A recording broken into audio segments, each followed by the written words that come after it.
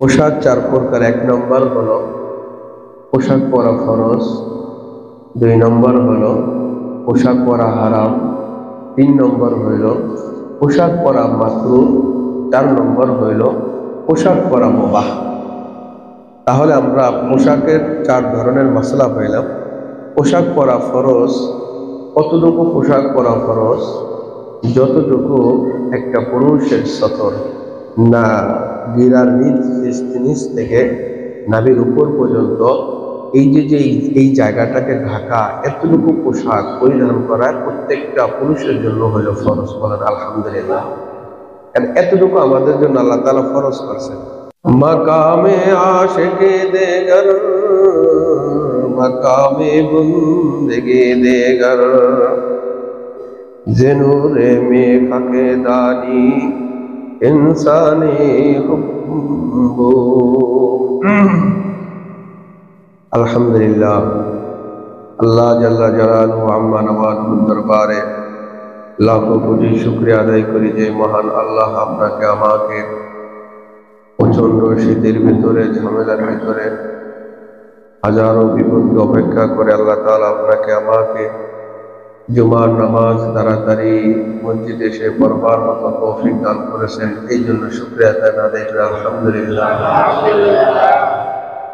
রব্বে জুল জালালের নিকট আরো শুকর যে মহান আল্লাহ আপনাকে আমাকে এখনো পর্যন্ত সুস্থতার নিয়ামত আল্লাহ তাআলা দান করেছেন বলে আলহামদুলিল্লাহ।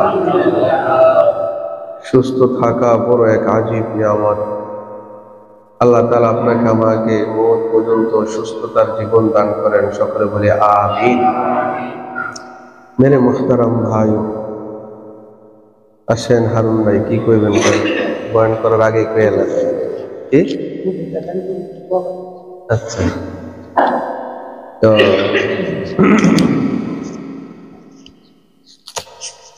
আল্লাহ তাআলা আপনাকে আমাকে পৃথিবীতে আনছেন। পৃথিবীতে আনার পরে আল্লাহ তাআলা আপনাকে আমাকে জান্নাতে নিতে চান, আবার কাউকে জাহান্নামে শয়তান নিতে চায়। তো আমাদের দুশ্মন গুলা যদি আমরা চিনি, তাহলে আমরা দুশ্মন থেকে বেঁচে থাকবো, তাহলে আমরা নিশ্চিত জান্নাতে যেতে পারবো। দুশ্মন কে কে, এই কিছু কথা বলবো। আল্লাহ তাআলা আপনাকে আমাকে তৌফিক দান করুন, সকলে বলে আমিন। এর আগে একটু কথা বলবো, সেটা হলো রব্বে কাবা যখন নবী করিম সাল্লাল্লাহু আলাইহি ওয়াসাল্লাম বানিয়েছেন, এর আগে আল্লাহ তাআলা আদম আলাইহিস ঠিক আছে,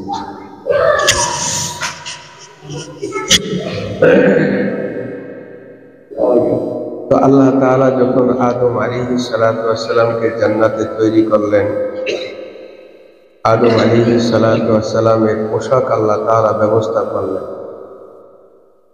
পোশাক মানুষকে ফকির এবং রাজা এই দুটোটা পার্থক্য করে। পোশাক আপনি নোংরা পরছেন তো মানুষ আপনাকে ফকির ভাবে, পোশাক আপনি শাহজাদার পরছেন আপনাকে শাহজাদা ভাবে। পোশাক আপনি কোন কোয়ালিটির পরছেন, ওই পোশাকের উপরে আপনার সম্মান ইজ্জত নির্ভর করে। তো আল্লাহ তাআলা আপনাকে আমাকে এক সৌন্দর্যের বহিঃপ্রকাশ ঘটার জন্য আল্লাহ তাআলা পোশাক ব্যবহার শিক্ষা দিয়েছেন। যখন আদম আলাইহিস সালাম জান্নাত থেকে আসেন, জান্নাতি পোশাক নিয়ে আসেন, পোশাক ছিল খুলে গেল। যখন জান্নাতের পাতা দিয়ে পোশাক নিয়ে যখন পৃথিবীতে অবতরণ করলেন, তখন এই পোশাক, এই পাতাকে রিসার্চ করে মানুষ চামড়া দিয়ে পোশাক বানাতে শিখে।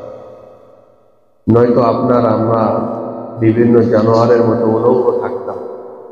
আল্লাহ তাআলা সব জানোয়ার, সব জীব থেকে পার্থক্য করলেন, আপনাকে আমাকে সর্বোত্তম পোশাকের নামক এই সৌন্দর্য নিয়ামত দান করে। বলেন আলহামদুলিল্লাহ।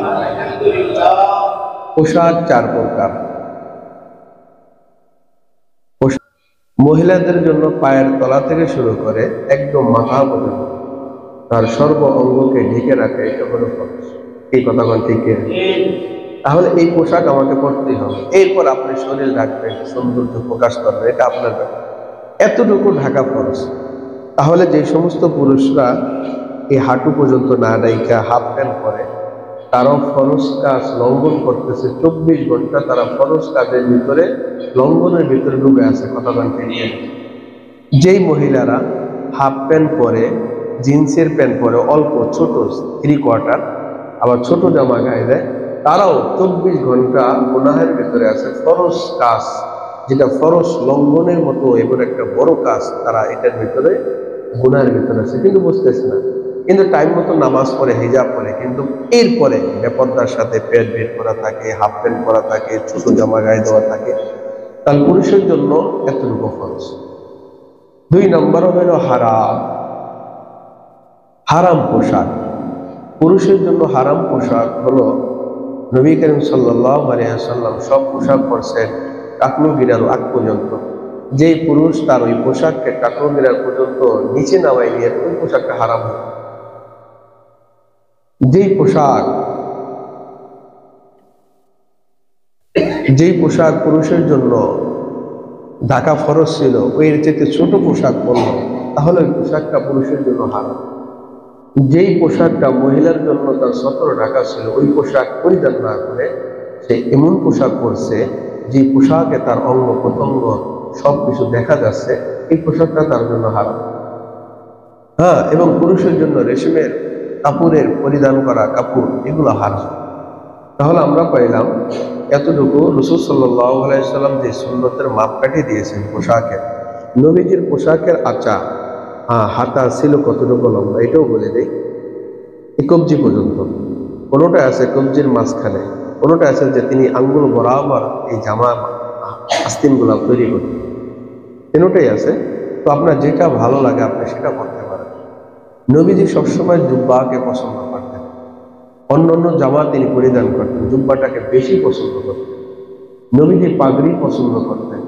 নবীজির পাগড়িটার ছোট যেটা ব্যবহার করতেন সেটা ব্যবহার করতেন 7 হাত, যেটা বড় ব্যবহার করতেন সেটা করতেন 12 হাত। নবীজি কালো পাগড়ি ব্যবহার করতেন। নবী যখন জুমার দিন খুতবা দিতেন, কালো পাগড়ি পরে খুতবা দিতেন। সুবহানাল্লাহ। জুমার দিন তিনি কালো পাগড়ি পরে খুতবা দিতেন। নবীজি যখন ঈদগাহে নামাজ পড়াইতেন, কালো পাগড়ি পরে নামাজ পড়াইতেন।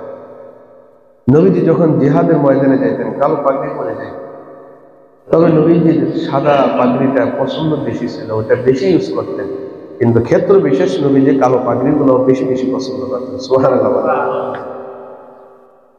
ফরজ পোশাক, হারাম পোশাক পাইলাম। মাকরুহ পোশাক। মাকরুহ পোশাক হইল, আপনাকে আল্লাহ তাআলা যতটুকু সামর্থ্য দিয়েছেন পরিষ্কার পরিচ্ছন্ন ভালো পোশাক পরা, কিন্তু সেটা আপনি না পরে একদম ছিঁড়া ফিরা ছোটকালের পোশাক পরে আপনি চলাফেরা করতেছেন, এটা হলো মাকরুহ। আমাকে আল্লাহ তাআলা একটা পরিষ্কার জামা পরা তৌফিক দিয়েছেন, এটা না পরে সেই আদিকালের এক নোংরা পোশাক পরে আমি ঘোরাফেরা করি, এটা আমার এই পোশাক আমার জন্য মাকরুহ, এটা নিষেধ করা। যাকে আল্লাহ যে যোগ্যতা দিয়েছেন ওই যোগ্যতা অনুযায়ী তার পোশাক পরিধান করতে হবে, পরিষ্কার রাখতে হবে। পরিষ্কার রাখার ভেতরে আপনার যেটা কোয়ালিটি অনুযায়ী জায়গা বিশেষ ওই পোশাক পরিধান করতে হবে, এটা হবে। এর চাইতে নিম্নমানের বললে মাকরুহ। মুবাহ কোন জিনিস? পোশাক পরা, যেই পোশাকটা বান্দা পরে মানুষকে লোক দেখানোর জন্য না, অহংকারের জন্য না, এমনি একটা পোশাক পরছে, তো এই পোশাকটা হলো বান্দার জন্য মুবাহ, এটা ভালো কাজ, এটা গুনাহ না, বেশি সওয়াবও না, এটার কোনো মুবাহ পর্যায়ে। তাহলে আমরা পোশাকের ভেতর 4 ধরনের পাইলাম: ফরজ, হারাম এবং মাকরুহ, মুবাহ। এই 4 ধরনের পোশাকের প্রতি আপনারা সবসময় খেয়াল রাখবেন। একটা সেমিনারে যাবেন, ওই সেমিনার অনুযায়ী ওই পোশাক পরিধান করবেন। বাজারে যাবেন, বাজার অনুযায়ী পোশাকটা ইউজ করবেন। মসজিদে আসবেন, মসজিদে আসা অনুযায়ী আপনার পোশাকটা চয়েস করতে হবে। এইভাবে আপনাকে ক্ষেত্র বিশেষ চালাইতে হবে। আপনি যেই মানের আপনার পোশাকটা থাকে ওই মান, এর থেকে লো কোয়ালিটি হয়ে গেলে আপনি মাকরুহ পোশাক পরিধান করছেন, আপনি মাকরুহ অবস্থায় আছেন।